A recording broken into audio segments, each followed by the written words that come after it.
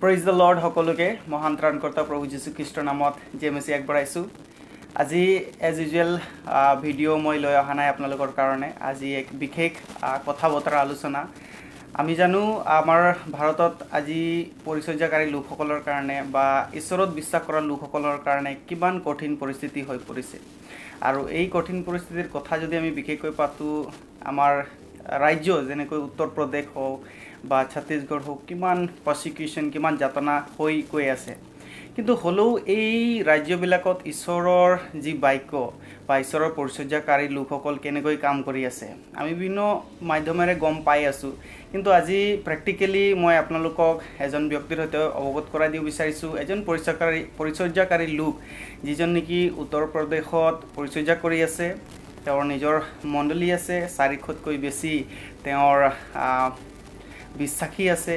আৰু জাষ্ট 2-3 বছৰৰ ভিতৰত ঈশ্বৰে তেওঁক আচৰিত ৰূপে ব্যৱহাৰ কৰি আজি এই পৰ্যায়ত পোৱাইছে। আৰু তেনেকুৱা এটা স্থলত তেনেকুৱা এখন ৰাজ্য য'ত নেকি সুবাৰ্তা প্ৰচাৰ কৰা এক বহুত গভীৰ আৰু এক ডাঙৰ দায়িত্ব আৰু এক ভয় লগা কামো হয় আজিৰ সময়ত। কিন্তু তেনেকুৱা এটা স্থানত ঈশ্বৰে কেনেকৈ তেওঁক ব্যৱহাৰ কৰি আছে তাৰ বিষয়ে জানিম। तो वेलकम करते हैं सर। प्रेज द लॉर्ड, जय मसीह। Praise the Lord.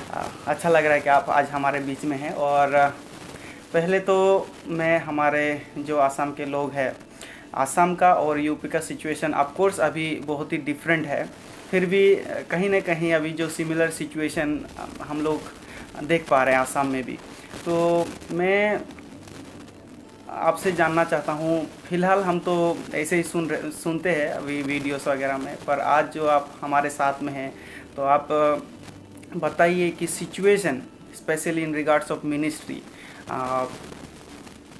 परिचर्यार कारण स्पेशली मिनिस्ट्री सेवा के लिए कैसा चैलेंजेस है और क्या क्या कर सकते हैं, क्या क्या नहीं कर सकते, स्पेशली मिशनरीज के लिए और विश्वासी लोगों के लिए कैसा कठिन परिस्थिति होकर गुजर रहे लोग आज। तो उसके बारे में बताइए, फिर हम लोग जानेंगे आपकी मिनिस्ट्री के बारे में। जब हम बात करते हैं हमारे उत्तर भारत के बारे में, पहली शताब्दी से अभी नया नहीं है। और आज अगर उत्तर प्रदेश में देखते हैं, हाँ पिछले दिनों के कंपेयर में इन दिनों में समस्याएं दिन प्रतिदिन बढ़ती जा रही है। जो सुसमाचार सुनाने की जो आज़ादी थी वो आज नहीं है। पहले आप कहीं पर भी जाकर आप आराधना कर सकते थे, घरों के अंदर आप आराधना कर सकते थे, किसी को भी ट्रैक्स दे सकते थे, और यहाँ तक कि आप कहीं पर भी जाकर किसी के लिए भी प्रेयर कर सकते थे। आज की जो परिस्थितियाँ हैं वो बिल्कुल विपरीत हो चुकी हैं। हम लोग ओपनली रीति से लोगों के बीच में जाकर जिनको हम लोग सुसमाचार सुनाना चाहते हैं या जो अभी परमेश्वर से दूर हैं, उनको हम उस रीति से सुसमाचार नहीं सुना सकते हैं जैसे पहले कर रहे थे।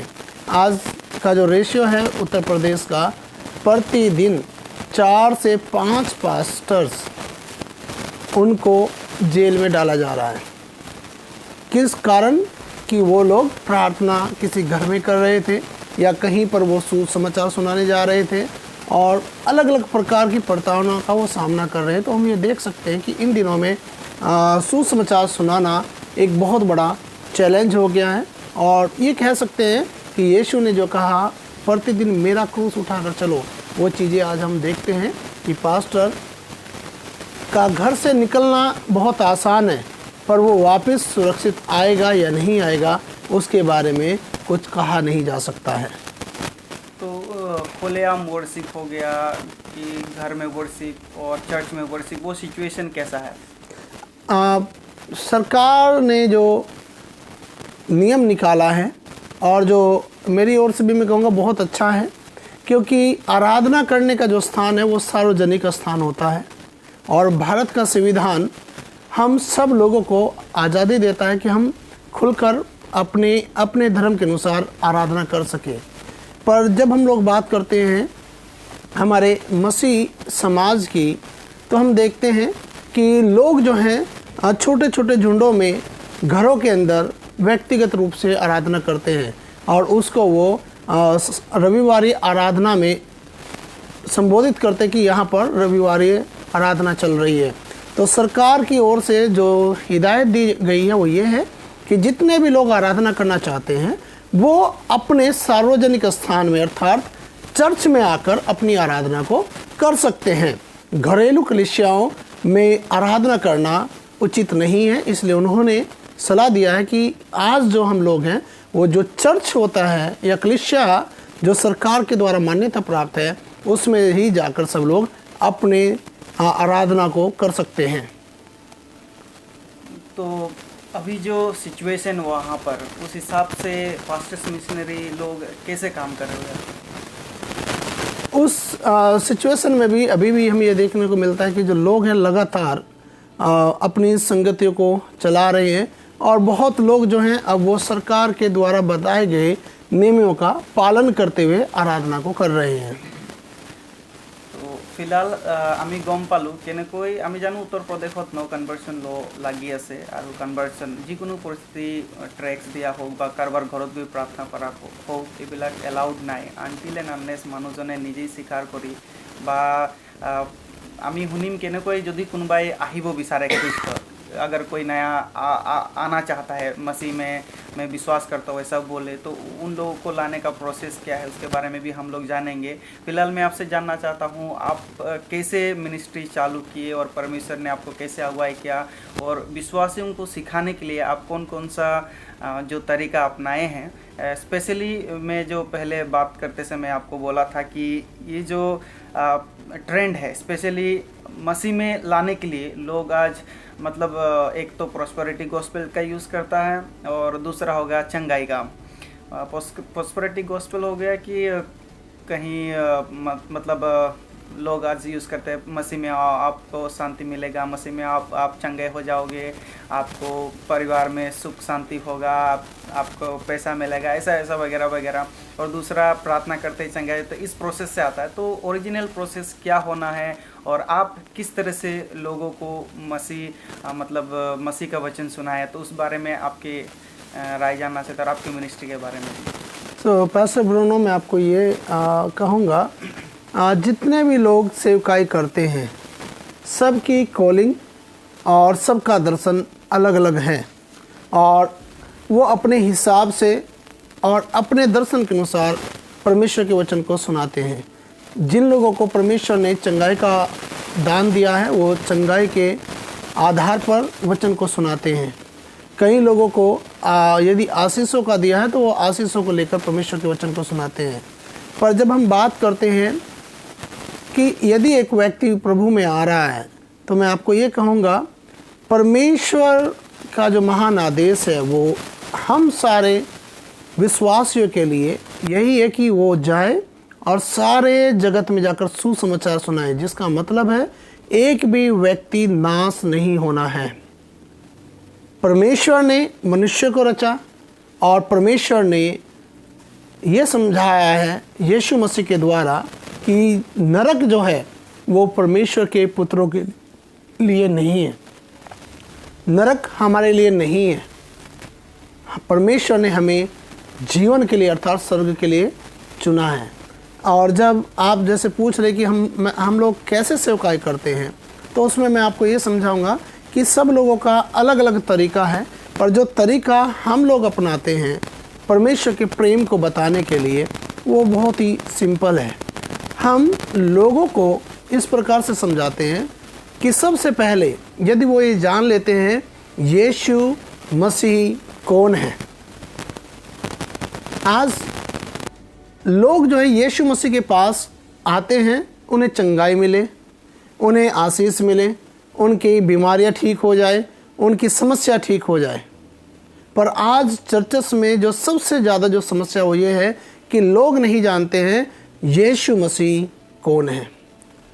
तो जिस समय हम लोगों ने अपनी सेवकाई को शुरू किया पिछले 4 साल पहले, और हमारे लिए वो स्थान बिल्कुल नया स्थान था और परमेश्वर ने जब हमें वहाँ पर लेकर आया तो हमें सबसे पहले बात हमने इस बात को लिखा, सेवकाई हमारे लिए बोझ नहीं है, सेवकाई हमारे लिए आनंद है और सेवकाई परमेश्वर की ओर से दी हुई आशीष है और परमेश्वर ने उसके लिए हमें ठहराया है कि हम उसके काम को अपने जीवन के द्वारा पूरा कर सकें। तो जिन भी लोगों के साथ में हम लोग मिलते हैं, जिनके साथ में हम बात करते हैं, हम उनके साथ में यीशु मसीह को बांटते हैं। तो हमारा सबसे पहले क्वेश्चन उन लोगों से ये होता है, जैसे आप मेरे साथ बैठे हैं तो मैं आपको पूछूंगा यीशु मसीह कौन है। तब हम लोग क्या करते हैं, जब वो लोग हमसे पूछते ठीक है हमें तो पता है यीशु मसीह कौन है, तो हम लोग उनको बताते हैं कि यीशु ही एकमात्र रास्ता है परमेश्वर से मिलने का। तो जिस व्यक्ति को हम सुसमाचार सुनाते हैं हम उसको सिर्फ 3 बात पूछते हैं, परमेश्वर कौन है, यीशु मसीह कौन है और आप कौन हैं। लोग चर्च को जानना जरूरी नहीं है, लोग ईसाई धर्म को जानना जरूरी नहीं है, लोग पास्टर को जानना जरूरी नहीं है, जानना जरूरी है यीशु मसीह कौन है। तो बातें मैं एक्चुअली समझना चाहता था कि आजकल मेरा तजुर्बा से जितने चर्चेस में घुमा हूँ, जितने जगह में देखा हूँ, लोग मतलब यीशु मसीह के अलावा बाकी सारे चीज़ों को जानते हैं। नॉर्मली लोगों को पता है हाँ यीशु मसीह है, उसके प्रार्थना करना है, लेकिन गहराई में यीशु मसीह एक्चुअली कौन है, वो मतलब डिटेल्स में वो सब बातें उन लोगों को पता नहीं है। रेस्ट जैसे कि हो गया, चंगाई के बारे में हो, आशीष के बारे में हो, सब बातें उन लोग करेंगे, पर किसी भी विश्वासी को अगर हम पूछे यीशु मसीह कौन है, एक जवाब में बोलेंगे प्रभु, पर उसके अलावा और कुछ पता नहीं होता। तो ये बातें हम लोगों को सीखना है, विश्वासी लोगों को भी। आमाखी की बोला गया जे यीशु ख्रिस्ट कौन हो, डिटेल्स हो। सो मेरे प्रियो, जब हम लोग बात करते हैं यीशु मसीह की कि यीशु को हम मसीहा क्यों कहते हैं, जब हम लोग पढ़ते हैं उत्पत्ति उसका 3 अध्याय वचन 15, वहाँ पर हम देखते हैं परमेश्वर, हम सबको मालूम है कि उत्पत्ति में परमेश्वर ने मनुष्य को अपने समानता, अपने स्वरूप में बनाया, 1 अध्याय वचन 26 और 27 में, और परमेश्वर ने उनको बनाकर अदन की वाटिका में रखा और परमेश्वर ने सारा अधिकार मनुष्य को दिया। और वहाँ पर हम ये देखते हैं कि नीचे अध्याय में जब हम लोग जाते हैं कि इंसान जो है वो परमेश्वर के दिल डोल में बना हुआ था और परमेश्वर उनसे मिलने आता था बातचीत करने के लिए, और परमेश्वर और इंसान दोनों एक साथ साथ थे। पर जब हम देखते हैं कि शैतान जो है अध्याय 3 में हव्या को भरमाता है और परमेश्वर के खिलाफ उसे कर देता है, और हव्या उस फल को तोड़ती है और खाती है, जिसकी वजह से इंसान में और दुनिया में पाप आ जाता है, मृत्यु आ जाती है, अर्थात वो इन परमेश्वर की संतान से हटकर शैतान के चंगुल में आ जाते हैं, शैतान की गिरफ्त में आ जाते हैं, पाप की गिरफ्त में आ जाते हैं और इंसान, मानव जाति मरने लगती है। वहाँ पर जब हम पढ़ते 3 के 15 में, परमेश्वर उसी समय मानव जाति के लिए, जब परमेश्वर से मानव जाति अलग हुआ था, उसी समय परमेश्वर वहाँ पर सोल्यूशन देता है और कहता है मैं तेरे और इस स्त्री के बीच में एक वंश को पैदा करूँगा और वो इस सांप के सर को डसेगा और मनुष्य जाति का उद्धार होगा। और ये देखते हैं कि ये पहली भविष्यवाणी थी, पहली चीज़ें थी जो परमेश्वर मानव जाति के उद्धार के लिए वहीं पर अपना संदेश को देता है। और हम देखते हैं समय समय पर पूरी बाइबल में जब हम 39 बुक्स पढ़ते हैं तो वहाँ समय समय पर हर एक भविष्यवक्ता आकर बार बार परमेश्वर के प्रतिरूप को बताता है, यीशु मसीह की गवाही को देता है। और फिर हम देखते हैं कि परमेश्वर ने, जब हम लोग यूहन्ना रचित सुसमाचार 1 अध्याय वचन 14 पढ़ते हैं, वहाँ लिखा है जितनों ने उसे ग्रहण किया उतनों ने वो परमेश्वर की संतान होने का अधिकार पा लिया है। अर्थात जब हम पढ़ते हैं यूहन्ना रचित सुसमाचार 14 अध्याय वचन 6, यीशु ने कहा सत्य, मार्ग और जीवन मैं हूँ, मेरे बिना पिता से कोई भी नहीं मिल सकता है। तो हम ये देखते हैं कि यीशु मसीह जो है वो परमेश्वर की ओर से भेजा गया, मनुष्य जाति को जो पाप में पड़ी हुई थी उसको छुड़ाने के लिए वो इस दुनिया में आया, और परमेश्वर ने यीशु मसीह को मार्ग बनाया ताकि इंसान जो है वो वापस परमेश्वर में आ जाए, उसी परिस्थिति में आ जाए। तो इंसान जो है, अगर आज वो चोरी करता है, झूठ बोलता है, और यदि वो हत्या करता है, कुछ भी करता है, ये उसका स्वभाव नहीं है, वो उस पाप का स्वभाव है जिसमें वो पड़ा हुआ है। यूहन्ना रचित सुसमाचार 8:44 कहता है, तुम अपने पिता शैतान से हो जो प्रारंभ से ही पाप करता हुआ आया है। तो मनुष्य पाप में पड़ा हुआ है। इस पाप से निकालने के लिए यीशु मसीह इस दुनिया में आया और उसने क्रूस पर अपने आप को हमारे लिए देकर पूरी रीति से हमें उस मृत्यु से आज़ाद कर दिया। इसलिए 1:14 कहता है, अब जितने यीशु मसीह में विश्वास करते हैं वो पिता की संतान हो जाते हैं, उनके ऊपर शैतान का कोई अधिकार नहीं रहता है। तो हम लोग जिन लोगों को समझाते हैं पास्टर ब्रूनो, हम लोग बोलते हैं आपको ये जानना है आपके जीवन में पाप क्यों आया, और उस पाप से आपको निकालने के लिए यीशु मसीह आया। यदि यीशु मसीह को आप जान